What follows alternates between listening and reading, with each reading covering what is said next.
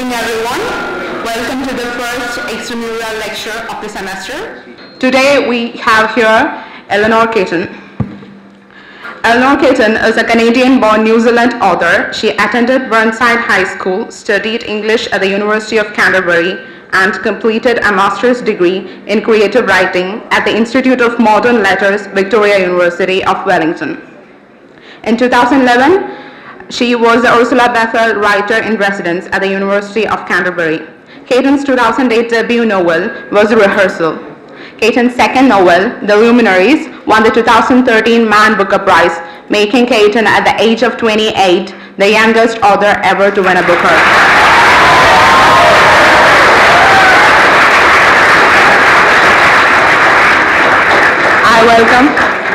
I welcome the speaker to the session, and I invite Professor Preeti Alalayam to present the speaker with a fruit basket.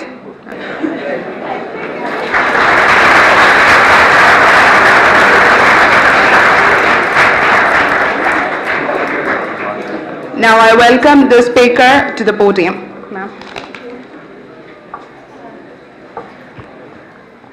Oh, hello. I'm even less prepared for this than I usually was to lectures at university where I attended, so I'm very alarmed to hear this described as a lecture. I'm completely unprepared. I thought that I would just maybe talk a little bit about my writing life and some of my philosophies for writing, and then leave most of the session open for questions from you. So if you, while I'm talking, if you're thinking of things you'd like to ask, then that would be helpful, as it would save me in about 5 minutes' time when I run out of things to say. Yes, so I've written 2 novels now, and wow, what should I tell you about? Actually wrote both of my novels, well, began both of my novels while I was studying creative writing at tertiary institutions, which I guess is a kind of a generational thing. It's one of those things that's starting to happen more and more. People are going to universities and technical colleges like this one in order to study creative writing formally as a discipline. So it's something that I'm quite keen to talk about. I don't know whether you'd be interested in, if that's something you too would be interested in hearing about. But it's a very tricky thing to defend the study of creative writing. I mean, a lot of people are very critical of the idea that it can be taught, and say indeed that it can't be taught. There's this idea that writers are kind of born with some magical talent, and that's, you've either got it or you don't, and if you don't, then you should just kind of give up at the beginning of your life, I guess. I really don't believe this. I think that creative writing is, I think that language is a tool. Very like music, it's very like mathematics. It's a tool that you can learn to use in a variety of different ways, and that university is a really great place to go and kind of experiment with that. More so, I think, as our culture becomes more and more visual. I think that it's one thing that I notice more and more in my daily life, that I've become much worse at describing things than I ever was, I think, as a young child. When I was growing up, cell phones kind of weren't a thing yet. I got my first cell phone when I was about maybe 20 years old, I think, which is probably maybe similar to some of you. And, you know, if you were on the phone talking to somebody and they were saying, "How's your holiday going?" you would start describing what you could see. You would start describing the way that your day had been. I had a lot of correspondence growing up with family members living overseas, and I would write them letters or emails and describe my life. I think that this hardly ever happens anymore. We tend to take photographs of what we're experiencing and just send them off in an instant. We tend to text rather than send long emails. We tend not to kind of correspond with one another using language. It tends to be much more immediate than that and much more visual. And so I think that now more than ever it does make sense to study creative writing, because we're losing, I think, some of the suppleness of language. We're using language in fewer contexts in our own lives, which means that, thank you very much, which means that when we come down to, write a short story or write a novel, we're less practiced in all of the skills that a novel needs or requires of us. So my first novel, The Rehearsal, I wrote while I was doing my first master's degree in New Zealand. And the way that the study of creative writing worked at that institution was that you would be kind of beavering away and writing as much as you could over the course of a year. And periodically you would submit your work to workshop. I don't know if this is a familiar concept. But what would happen when it was submitted was that a copy of your work would be made for everybody in the class. There's about 10 people in the class. They would all go away and read it and annotate the manuscript and kind of develop opinions about it. And then you would turn up to class and sit there in the class completely silent. You were not allowed to say anything while everybody discussed what was working with what you had written and what was not working with what you'd written and what they thought about it, essentially, where you kind of sat there with your ears burning and taking notes. So that's kind of the way that the workshop model worked, and how the book grew around that was that I was able for the first time in my life, I guess, to hear people reading my work out loud. What was happening in readers' minds when they came up against things in my work that they didn't understand, or that were confusing, or that were mismanaged in some way. It was a very interesting experience to kind of to be sitting there and to be not allowed to speak and not allowed to say, well, actually, at this point you're wrong because I meant this, and so on and so forth. You're not allowed to defend yourself. And out of that, I kind of, went away and kept on, used that information, I suppose, learned from the points at which the confusion had been an issue, and shaped the book because of that. I was really lucky in the institution that I went to, in the sense that it's effectively allied with a publishing house in New Zealand. Victoria University was the university I went to in Wellington, and Victoria University Press is one of the premier publishers of fiction in New Zealand, and the publisher read it at the end of the year and offered to publish it, so I was very pleased and I said yes, and then it was published the following year. In the meantime, I had gotten a fellowship to go and study in the United States at the Iowa Writers Workshop, which is actually the first ever master's course in creative writing anywhere in the world. It was founded, I think, 78 years ago, so quite early on in the 20th century. And I went over there, and that was where I started kind of dreaming about my second novel. But I was really lucky when I was over in the United States, and that I got the opportunity to teach. And so then again started thinking about writing from a completely different point of view again, which was from the perspective of a teacher. And I think that teaching and writing have a great deal in common. When you're standing up, well, when you're hopefully a little bit more prepared than I am right now, but when you're standing up in front of a room full of people like this, you must have an idea of the total length of time that your speech or your presentation is supposed to occupy. You have to have some sort of an idea of what you want to impart to the people who are before you, and the kind of the notes that you want to hit in terms of shaping the emotional mood, which I think is very like writing a chapter or writing a paragraph. It's this kind of give and take with the experience of the people watching or the people reading. It is a kind of a communion that you have to think about as a writer. So I guess that's. Has anyone got a question already? Because I can keep going, but if somebody would like to save me early on, then that would also be fine. Cool. Okay. No, I can keep going. Oh yes. Well, I could tell you a little bit about my philosophy as a writer. Actually, I think that a very terrible thing happened well, I would say I can only really speak to English language fiction because it's the fiction that I know most well. But I think that a very terrible thing happened in the 20th century in English language fiction, which was that a bunch of snobs got together and around about the kind of the 1920s, 1930s, and got very alarmed that too many people were starting to read books.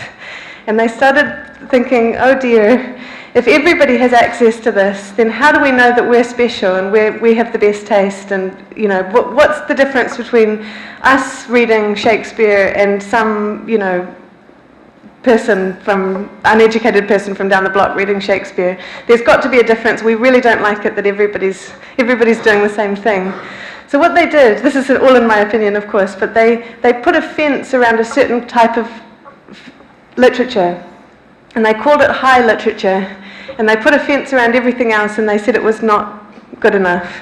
And I think that if I could change anything in literary history, it would be this divide that happened just after the period of modernism, I think, well, actually kind of during the period of modernism in the 20th century, where we got the birth of what is called literary fiction and the birth of what is called genre fiction.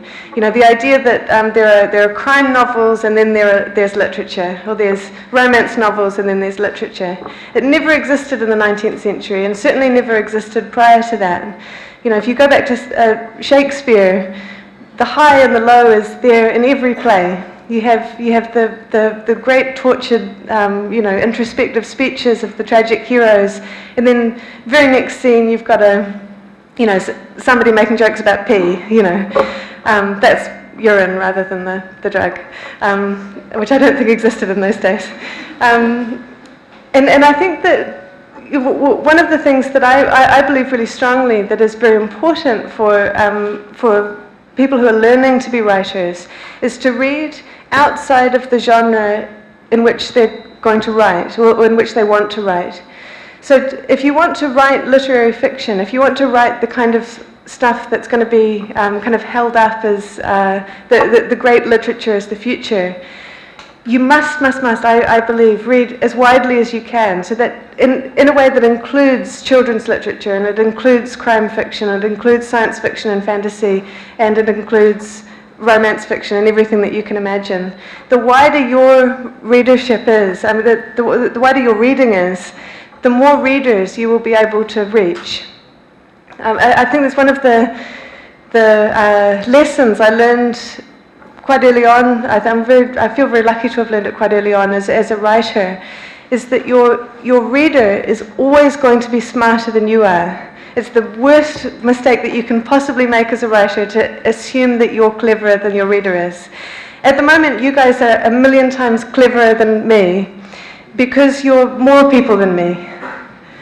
So, of course, you're going to be cleverer. You know, and if you write a book and it gets read by 100 people, collectively that 100 people has had so many more experiences than you will ever have had. So if you're writing about heartbreak, sure, you might have had your heart broken, and probably if you're a writer you would have had it broken more than once, but your readership will have had their hearts broken hundreds of times, because they're more than 100 people. Any questions? Yes, yay. Thank you.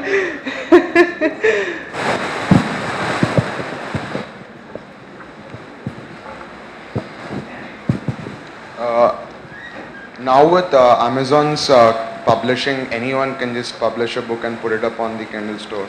And then there are these platforms such as Wattpad, wherein anyone can just go start writing a story, and users post comments, and it organically grows. So how does this affect the publisher model, and whether it's good or how? Well, yeah, that's an interesting question. I think that what's always been true of books, I think, is that it's very easy to publish. Anyone can publish. I mean, you can publish with a sheaf of papers and a stapler. You know, it's very easy to publish a book. What it's very hard to do is to sell a book. To actually get somebody to read it, and to get somebody to buy it is very difficult. And I think that that while it is, to be honest, I don't know very much about self-publication, and actually I've never read a book that was self-published, with the exception of Virginia Woolf, who technically is self-published, or published by her husband, you know, which counts, I guess. But I think that the role of the publisher is very important, actually, and I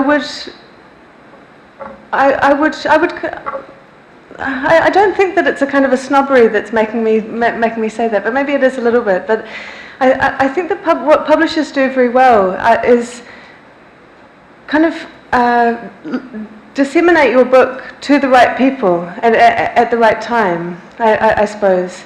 Because I think that the danger of self-publishing, or just popping something up online, is that I don't know. I think that just I would say, out of my own experience, that I personally feel when I check my email in the morning, or go online, that there is such an enormous wealth of just a huge volume of things to read. There's so many claims on my attention and so many claims on my time, or I perceive it in that way, that I need somebody, more than somebody's word, that what they've published is going to be any good. And if it's self-published, the only person's word I've got is theirs. Whereas if it's been published by a publisher, I've got the word of basically everybody who's worked on it. I don't know if that's quite answering your question. Yes. But to be honest, I mean, yeah. Yeah, sorry, would you like to go on? Yeah, I mean, we always keep hearing of these stories wherein J.K. Rowling was, she was turned on by so many publishers and lots of people. So doesn't this no publisher model democratize the process of writing, and why is, make it more open or something? It could, yeah. I don't really think that art is democratic. I think that that's maybe where I'm kind of where I'm kind of coming up against that question. I think that people want art to be good, and they especially literature. I think they want when they go to literature, they want it to be more than something that they could have done themselves, rather than equal to something they could have done themselves. I think they want to put themselves in the hands of a master in some way, and how that mastery proves itself is very often in the confidence of others, or in in kind of word of mouth scenarios. Like, for example, somebody like J.K. Rowling, whose first book was just so patently brilliant that even though it was kind of published in a kind of a slightly small way, it kind of exploded and found its readership. Yes, it's interesting. I think that access to art needs to be democratic, but the art itself should not be. I think that. Before you start working on a story, let's say you have an idea for a story, how many things do you cement and how many things do you let grow organically? Like which events, which characters do you know must be there and must be here, and what things do you just let flow? Well, that's a really good question. I'm reminded of an anecdote I heard once at a literary festival from a crime writer, where he was saying, he was addressing a room full of people, and he said, imagine that you got home tonight and the person that you loved most in the world came to you and said, I've got something very terrible to tell you. I have just been the participant in a hit and run. I've been the agent of a hit and run. I hit somebody in my car. I ran them over. I kept going. I don't know why I did it. I just kept going. I'm freaking out. The crime writer then addressed everybody in the room. So if you could all imagine that has happened to all of us, And then he addressed everybody in the room, and he said, what would you do in that situation? And the point of the anecdote was that none of us know what we would do. It's such a horrible situation. It's such a horrible thing to imagine trying to come to the aid of somebody who we love, who's done something very terrible that's completely out of our sphere of comprehension and experience. We have no idea how we're going to act in that situation until we get there. And we're probably going to surprise ourselves, because it's a very surprising situation, and hopefully not one that anybody is ever going to experience in this room. And I think that the same is true of writing, that if you know exactly what your characters are going to do in 200 pages' time, they're probably not real characters, because we don't know what we're going to do in 200 pages of our lives.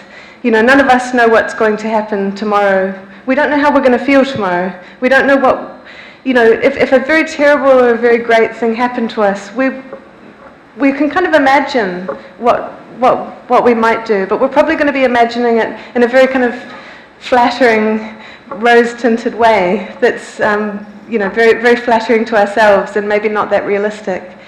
Or maybe on the other side, very critical of ourselves and equally not very realistic. So I think, anyway, all of this is to say that I think that it's not a very good thing to plan too much. Because if you say, okay, I'm going to write a story where X, Y, and Z happens, you're not really treating your fictional reality like it is a reality. Because the real world is so multifarious, and it changes so often, and and we surprise ourselves so often. You know, surprise is so important to fiction. It's why people keep reading. You know, if you start a book and you know exactly how it's going to end, you're not going to keep reading. You're going to be bored. You're going to put it aside and reach for a book where you don't know how it's going to end. You know, you don't know what's going to happen. So my policy in terms of process is always, instead of beginning with the answers that I want to find or the story that I want to write, I begin with the questions that I want to ask. The best thing about questions is that they're always open-ended, you know.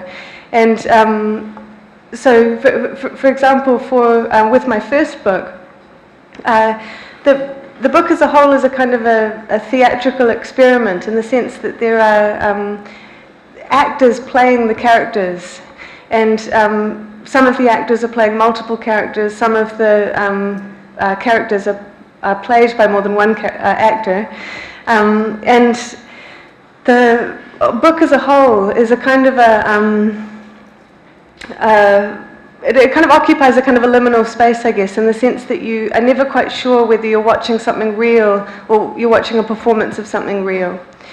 And when I first submitted the beginning of this to workshop, the question that was coming back at me from my colleagues in the room, everyone was saying, but we don't know what's going on here. Like, if this is a play, who's directing? If it's not a play, you know, what's with all this weirdness? They were very uncertain about why I had made the choices that I had made, which I was very pleased about, because I too those were things that I was also working out. I didn't have the answer that I was just withholding from them. They were asking the same questions that I was asking, which meant that, in a sense, I was in control of their experience of the book. So as I kept writing it, I could be sure, or fairly sure at least, that my reader was going to be having a specific experience at every point, which I think is not true if you begin with the answers. Because if you, for example, you're writing a crime story and you know that the villain is I don't know, closet superhero or something like this, and you know that from the very beginning, you're really out of touch with the reader's experience as you're writing that book. So if the reader guesses it in advance, you might not be alive to that, and your book might fail, if that makes sense. So another example from my second book, which is a murder mystery, set in the gold rush, one of the gold rushes in New Zealand in the 19th century. The book begins with a very long scene in a bar where a stranger comes and sits down next to somebody and kind of is drawn into their story. And it transpires that the men have met in this bar to discuss a series of unsolved crimes, and they kind of decide to bring this man into their confidence. And the man says, okay, look, I'm going to tell you a story. And the story's about a murder. Somebody's been murdered. And I can't tell you how or why yet, but I'm sure that somebody's been murdered. So this is the story I'm going to tell you. And then the chapter ends. And when I wrote that line, I didn't know what he was talking about. I didn't know what I didn't know how I was going to get out of this terrible problem that I had set for myself. But what I did know was that if I was a reader reading that, and he had said that, I would keep reading. So I knew that at that point I could be fairly sure that the reader would keep reading too. If that makes sense. Thanks for your question.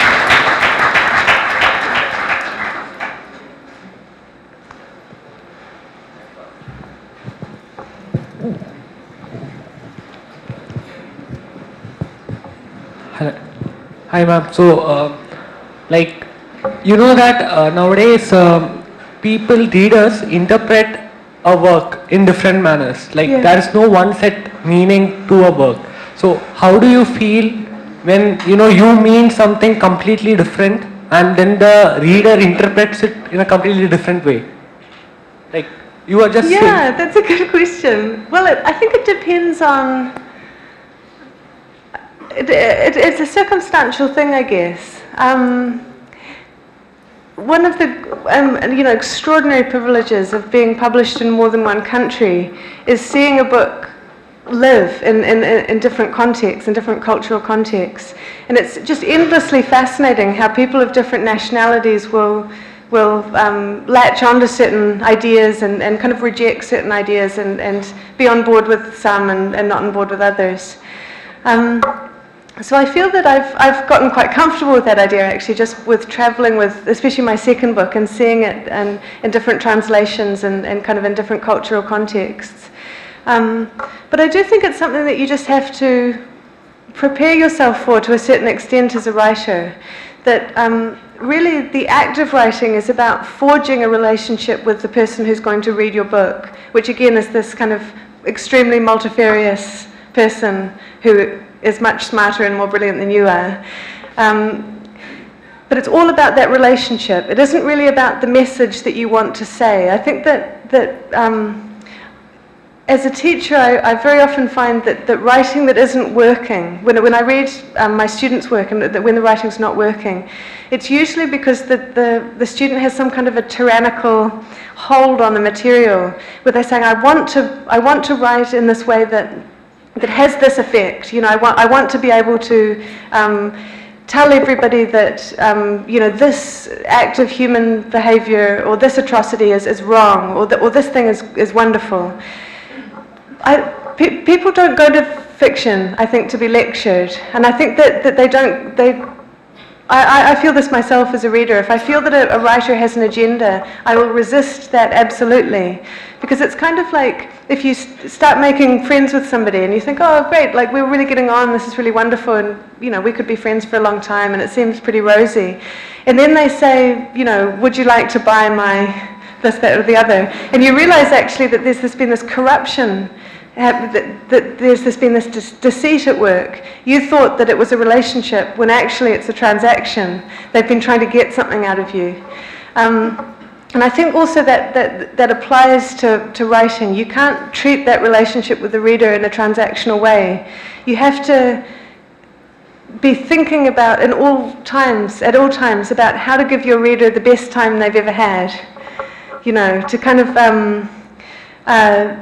try and surprise them, try and make them fall in love with the characters who you already love and that kind of thing, but never to try and lecture to them, because I think that always involves a kind of a condescension that most of your readers will just turn away from.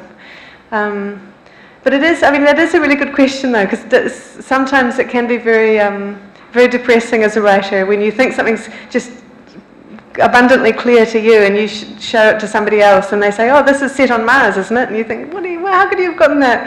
This is not set on Mars. So it's something to struggle with. Yeah. Hi. My question is, having won the Man Booker Prize at such an early point in your career, do you think that increases the expectations of your readers, and in turn does it put more pressure on you while you write? Do you try to write really well? Because it's a creative process, and even if it's if it's a good work from your part, it may not be as well received by, say, the reader. So do you really think about that consciously while you write? Well, you know what? I haven't started writing a third book yet, so holding off that conversation with myself. Yeah, I think that it is very dangerous to think about readers' I shouldn't say readers' expectations. I should say the expectations of the market. And I think it can drive you mad. You know, I think it can drive you mad on both sides of the equation. I've always felt that the kind of two enemies of the writing, or of the writer's life, on either side of the spectrum, are complete confidence in your ability and complete doubt, like kind of crippling doubt. And at various points in your career, you will move closer to one or to the other, and they're both very damaging. You kind of want a healthy measure of, you want enough confidence to be able to take risks, but enough doubt to be able to kind of pull yourself up when you're showing off, you know. And so I think that what happens when a person wins a major prize, well actually I even made the mistake there because I said a person, and the prize doesn't go to a person, it goes to a book. But what happens when a book written by a person wins a major prize is that I think that you can start veering unhealthily down the confidence end of the spectrum, and you can start believing that anything that you write is automatically going to be awesome. And this is untrue of anybody's work ever, and it has always been untrue. You know, everybody's work sucks before it's good. Anybody who says that their work does not suck before it's good is lying to you, or that it's just not good and they can't see it. And I think that what a good writer is somebody who has such high expectations for themselves that they have suffered through that period of their work sucking, and been very angry with themselves and thought, I can do better, I can do better, I can do better, and they've just worked at it until their work doesn't suck anymore. So I am quite worried about that question. You know, I think that people, yeah, I mean, the expectations are different now. But I think that the way I'll probably get around it for myself is to write something that's so incredibly different from the luminaries that it's a whole new set of challenges for me. So if I feel like I'm a complete novice at the beginning of my next book, then I think that'll be a really good thing. Hello, ma'am. Hi. It's great listening to you. My question may be divided into two parts. So firstly, just wanted to know how your book first got noticed by the literary circles, and which then took it to the authorities at Man Booker. So that's something I'd like to know. And the second part is related. It's basically you said that at the beginning of the 20th century, you know, literature became divided into what's popular and what's high. Yeah. So in your opinion, is there no way to differentiate a work by Jeffrey Archer from the work of someone like Salman Rushdie? So do you see there no factor at all to differentiate? These are the two questions. That's a really good question. Well, in answer to your first question about publication, I had a very unusual route to being published, in the sense that my literary agent in London has a great fondness for New Zealand, which is very lucky for me, and has been to New Zealand and has represented a number of New Zealand authors. And a New Zealand author was in London visiting her at one point, and she said, is there anybody who's been published recently in New Zealand that I ought to know about? And this New Zealander very kindly said, yes, actually, there has been a book that I think that you would like, I'll send it to you. And so what happened then is that she sent it and liked it and contacted me and said, would you like to have an agent in London? Which I said, oh, yes, please, that's wonderful. And then she sold it to the rest of the world, which is a very unusual circumstance, because typically for writers, you have to find the agent yourself. So it's kind of the other way around. I think because I didn't have this experience, I can't offer very good advice, but from experience of friends of mine, I do know that it's generally much easier to try and sell a novel than to try and sell a book of short stories. So if you do have a book of short stories that you're working on, well, that's wonderful, and there should be short stories in the world. It's probably going to be easier for you if you shelve them for a while, work on a novel, and then try and use the novel to try and get into the literary world. I don't know, are there agents, literary agents in India? Because there aren't in New Zealand, so we have to either go to London or to New York to find an agent, to kind of go to an agent and say, please will you represent me? And then the agent then takes your work to possible publishers and tries to negotiate millions of dollars for you. So that's kind of the way around it works. And your second question was about, oh yes, whether there is any material difference between a work of genre fiction and a work of literary fiction. I think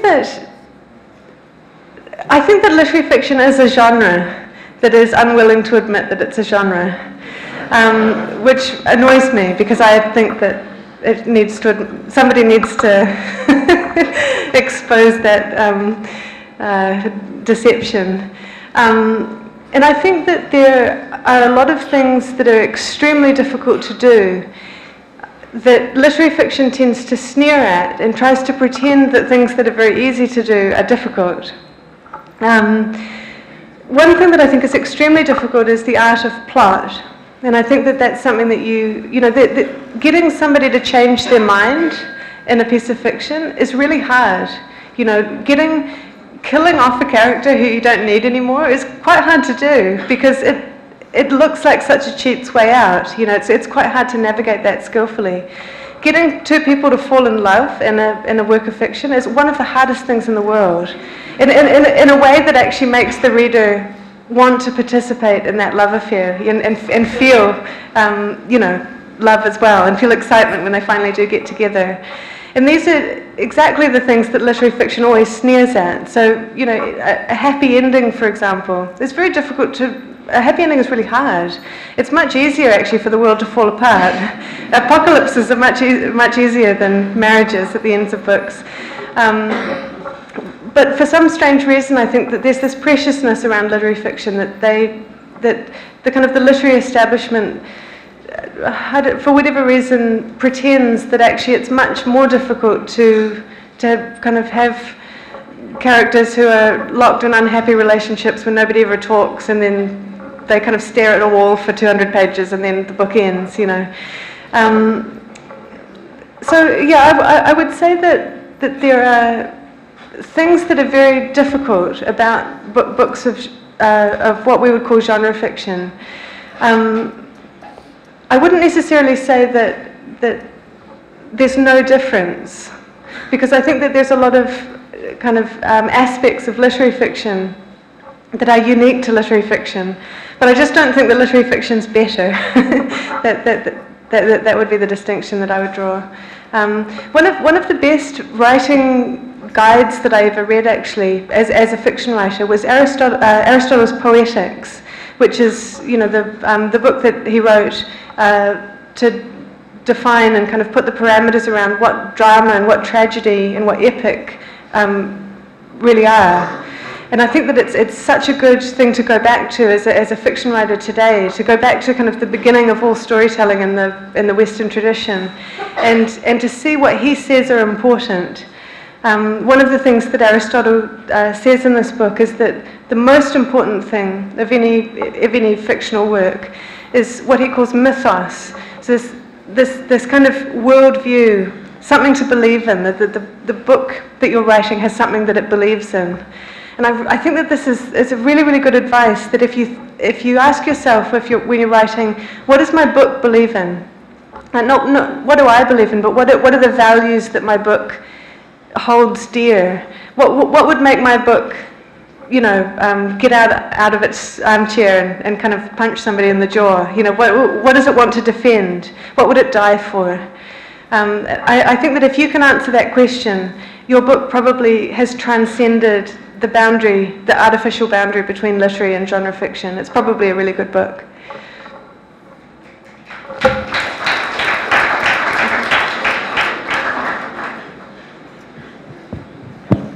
Hi. As a writer... Sorry, I don't know where I'm looking. Here. Hi. Oh, hello. Hi. As a writer, you try to do things beyond just moving the plot forward. You try to get to a certain level of depth. Now, depth is a bottomless end, and how do you decide where you stop? And another question, how do you write? Do you write the Hemingway style, pen and paper and then typewriter, or do you go straight onto your computer? Straight onto the computer, of course, always. Yeah, because typewriters can't do cut and paste. You need to be able to go like that.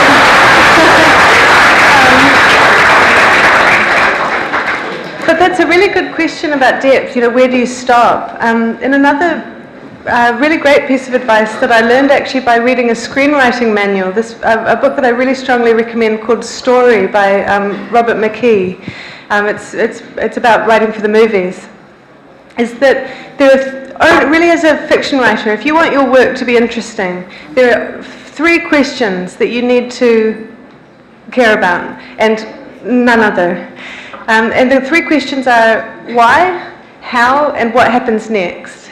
All other questions don't matter. So what you want to do, ideally as a fiction writer, is for your reader to be asking not just one of those 3 questions, but all 3 of them at different points, kind of in a rotation. So if, for example, I said to you, okay, I'm writing this novel, and it's about this time in the future when everybody can fly and there's a traffic jam and everyone's just kind of flying around. Your first question that you're going to ask is going to be how. Like how can people suddenly fly? And if I keep on going and I say, and then this flying man falls in love with this flying woman, and then they have this argument in the air, you're going to be really annoyed with me because you asked how, and you're still asking how, and I haven't solved that problem. So my story is bad, right? If, however, though, I begin telling you about a story and I say, okay, it's set in the future when people can fly, and you're saying how, and I'm like, okay, well, the reason why is that people now have got jetpacks so it's not actually an evolutionary thing. They have jetpacks that they wear, and it's kind of this, the roads are above the cities. It's a kind of a congestion issue. Your how will be satisfied, but my story is going to be boring unless one of these other 2 questions, I can kind of get you to ask one of those other 2 questions. So then if I say, okay, and then what happens in my story is that a comet comes crashing down and, I don't know, obliterates Europe or something. You'll hopefully at that point be asking the question, well, okay, what happens next then? Okay, Europe's gone, I've got that, but what happens next? And if I'm still going on and talking to you about flying technology and the how this asteroid came down and or the comet or whatever, you're again going to be annoyed with me because you're asking what next, and I'm not advancing the story forward. And so anyway, these 3 questions: how did it happen, why did it happen, and what happens next? If you can keep those 3 in your mind at all times, you will always, I think, strike the right balance of depth. Because if, for example, you are writing a love story and you're saying, okay, such and such a person is very sad because his love of his life rejected him and he's just moping around, and then you spend 200 pages telling us exactly how sad he is, that's probably going to be annoying to the reader because you haven't moved on to what happens next, and you haven't really told us why. You're only really fixating on the how, if that makes sense. So the how is really important, the why is really important, but always remember that what happens next is the other one of the 3.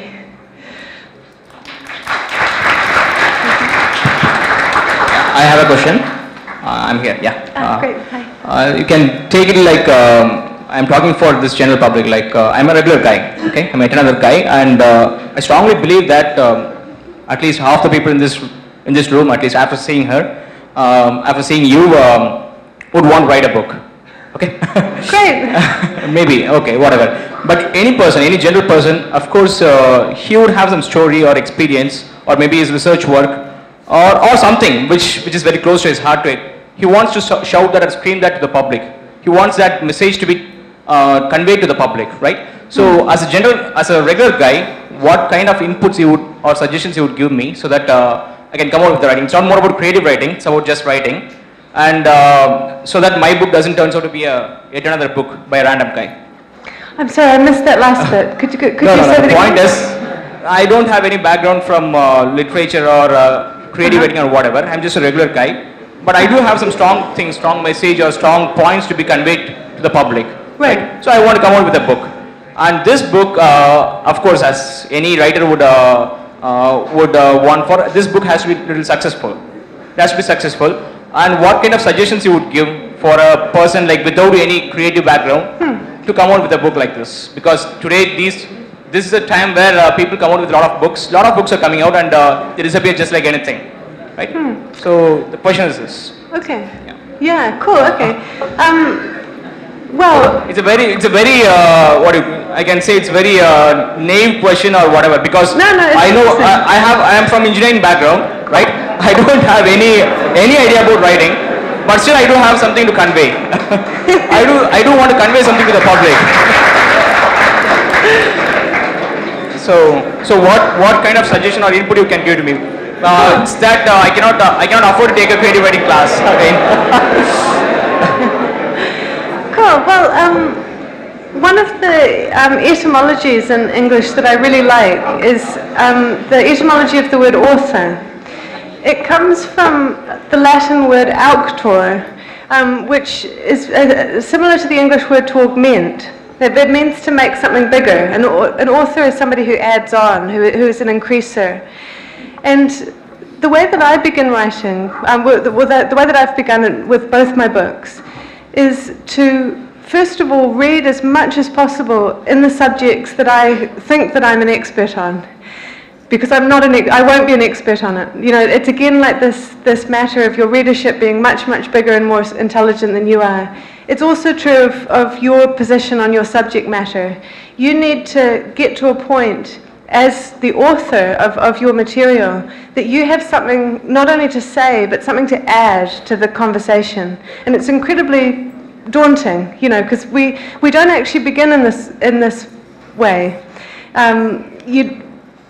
Until you've done your reading, until you've done your research, you only really have as much to say as any other person. I mean, any one of us, our life experience in this room, each person's life here is as worthy of being the subject of a novel as any other person's.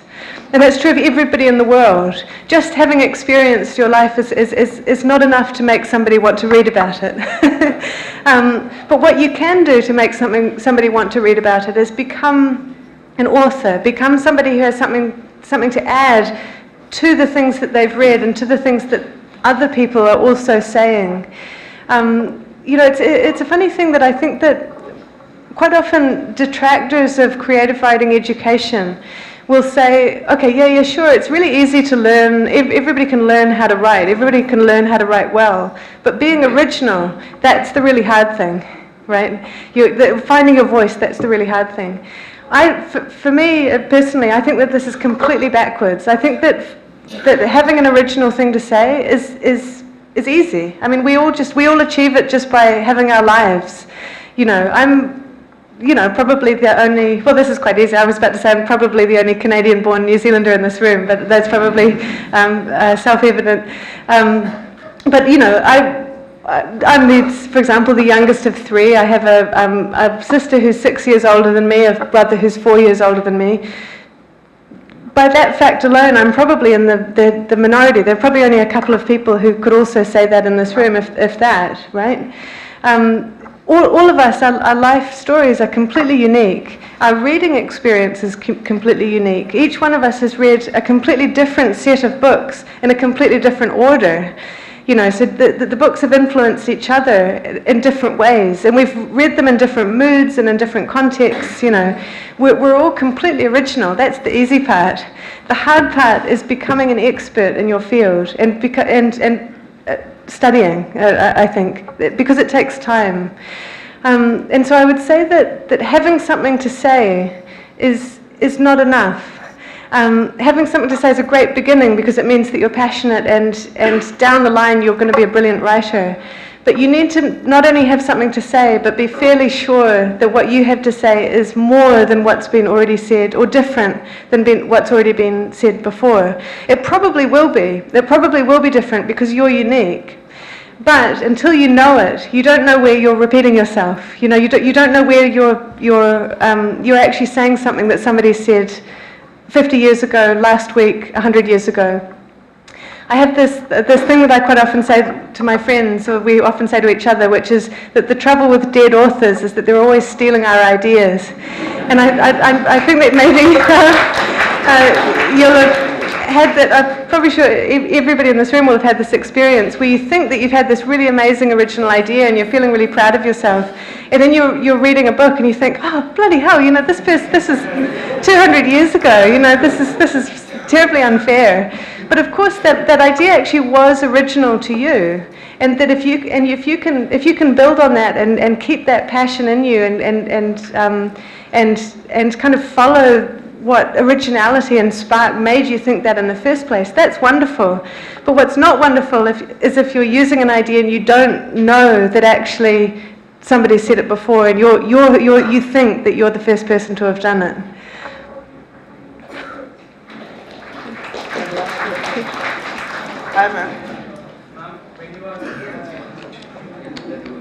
Hello, yeah. So when you're writing a story, oh God. Sorry, excuse me. Yeah, when you're writing, how do you know when to end? How do you know when your story has reached a logical conclusion? When do you know you've reached catharsis? When do you know you can stop? Well, that's interesting. I know there's a very nice quote of Leonardo da Vinci's where he says, "Great works of art are never finished, they're only abandoned." And I think that your energy actually has a lot to do with it. I know that maybe sounds like a really silly answer, but if the work that you're writing is no longer vital to you, then that means that you're far past the point where you should have stopped.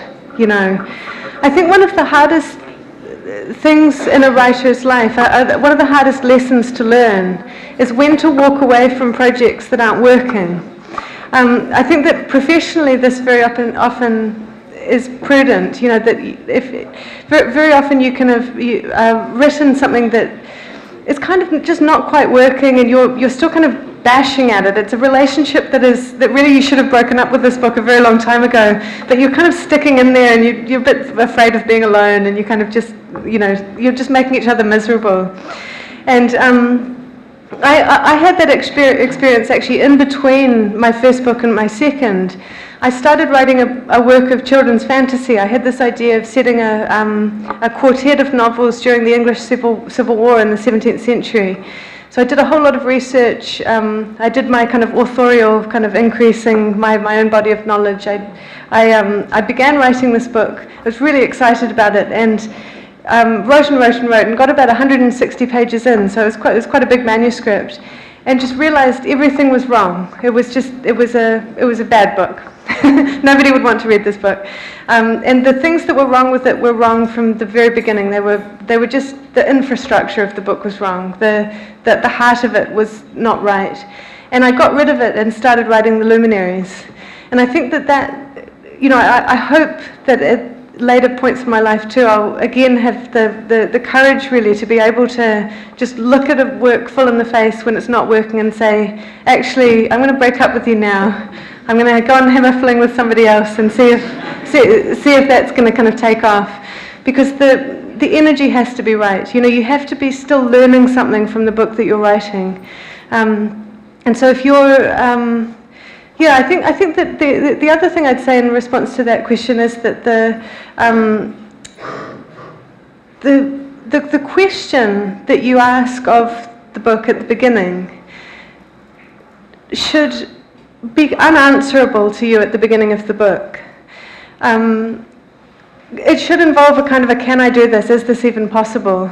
And if the risk of the book is really great, which it should be, there should be this nagging feeling throughout the writing process that actually this might just be a completely terrible idea. The Luminaries, my second book, took me 5 years to write, and I was haunted through that entire 5 years by just this terrible sense that maybe this was just a completely terrible idea. a book that nobody would ever want to read. It was going to be way too long. It clocks in at over 800 pages. I kind of started realizing that towards the end. And when I finally finished the book, it was such a kind of an exultant finish, because I finally realized that actually it was possible. But I think that if I'd known that it was possible earlier, say if I'd known that it was possible 100 pages out from the end, it would have been a worse book, if that makes sense, because I think that you shouldn't know until you finally do it. So that's kind of a roundabout way of answering your question, I guess. But I think that if you ever feel like you don't know when to finish, less is always more. One of the things that we laugh about as creative writing teachers, my friends who also teach, is that very often a good piece of advice for pretty much any creative writer who you'll come across, they can show you their story and say, what do you think of my story? And without even looking at it, you can take the manuscript, take off the first page, take off the last page, and give it back to them and say, now it's better. And it nearly always will be. It's kind of one of those things that if there's quite a lot of throat clearing that happens at the beginning of a story, that actually if you can go back to what you're working on, lose the first page and see if it makes it better, or lose the first paragraph even, that's also a way of doing it, or lose the first chapter if it's a very long piece. And also with the ending, if you feel like you've arrived at an ending, go back to about, 20 pages before, or even a couple of paragraphs before, and see if you can end it slightly sooner so that your reader is still left wanting more. You want them to be wanting more and not wanting less.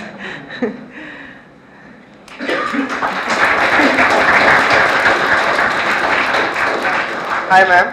Hi. Actually, being a fiction writer, so what is the opinion about fictions being interpreted in popular movies, and in this process, sometimes they dismiss the whole plot. They do a lot of just for dramatic and theatrical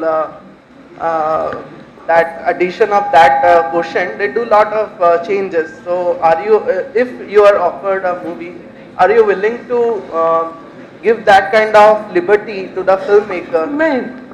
Because we know there is one popular filmmaker from New Zealand. So what is your opinion basically? Because movies sometimes, basically for some people it may be a more popular medium to see a fiction once again in a different perspective. So what is your personal opinion? Yeah, that's a good question. Well, I think that fiction and film are two very, very different media. They're much more different, I think, than sometimes we remember. There's something that fiction can do that film cannot do and will never be able to do, which is to get so inside of a character that you feel when you're reading it that you are that person. You're experiencing the world as they are experiencing it. You're feeling things as they're feeling them, and you're noticing what they notice. So if, for example, I was to write a paragraph where I said, Ellie walked into the room and she looked down, and I described what I would see. You, as the reader reading that, would only see what I would see. So you would be completely in my point of view, in my perspective. Film can't do that. If I was to film me coming into this room and identical scenario, two things would be different. The first thing would be that you as the viewer could see potentially more than what I would notice. You could notice somebody in the background, and you could say, oh, hey, my friend's there, or whatever. The second thing that would be different is that you would be looking at me rather than looking out from me. So you'd be able to see the person playing me and from the outside. And you sitting at home would be on your couch. You haven't changed. You're still sitting there eating chips or whatever, In a book, it's completely different. I mean, I'm sure probably most people here have had the experience when you're reading where you kind of forget about your body for even a moment. You project yourself into the book. You're so in the experience of the character that all of a sudden you're 1,000 miles away. You're in their experience. And so film can't do that. Film is always going to be external. It's always going to be representational. But But there are also things that film can do that fiction can't do. One of the things that film can do, which is brilliant, is have a soundtrack. And books just can't do that. You can only ever have one word in the reader's mind at any one time, because they're reading in a linear way. So you can't say, okay, hey, person reading, imagine this song by Bon Jovi is playing. All right, now start reading. It doesn't work. They'll imagine that for a moment, and then they'll start reading, and they'll just be confused. It just won't work, you know. And so I think that adaptations have to recognize those two strengths. And book adaptations that are very bad, in my opinion, are book adaptations that try and get that interiority by this really stupid voiceover. So they'll have a character walking into a room and it'll be like, oh, look at all the people, you know, and that'll be the voiceover that's running over the top, as though that's what interiority is like. But it's not. I mean, none of us have this track that's running in our head where we're saying, oh, I'm sitting here in this lecture hall, I'm listening. You know, we don't narrate in that way. Our feelings are much more immediate than that. And so, yes, I won't talk about the filmmaker you mentioned, whose adaptation of a very charming children's book has to be one of the most egregious film adaptations in the history of the world. Yeah, I think maybe I just did mention it. I do think that, well, speaking of The Hobbit, I do think that it is a complete crime that a movie should take longer to watch than the book takes to read.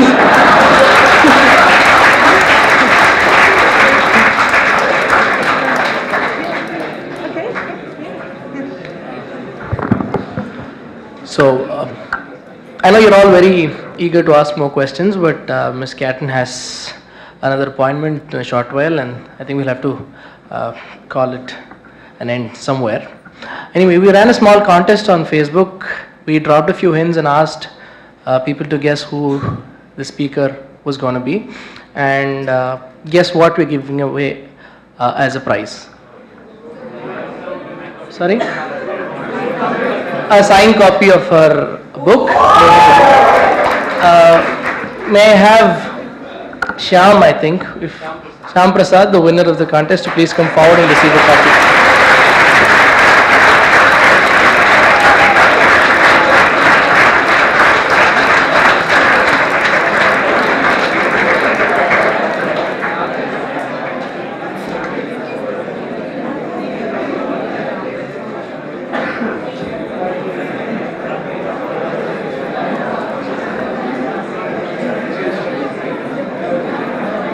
And this book is, it is a personal gift from Ms. Catton. She brought a copy with her and she wanted to give it to the winner.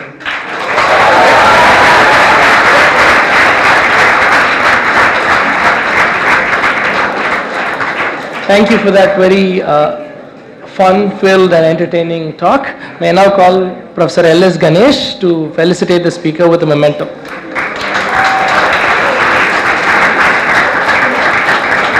Professor Ganesh is a professor of management. He is one of the oldest professors here.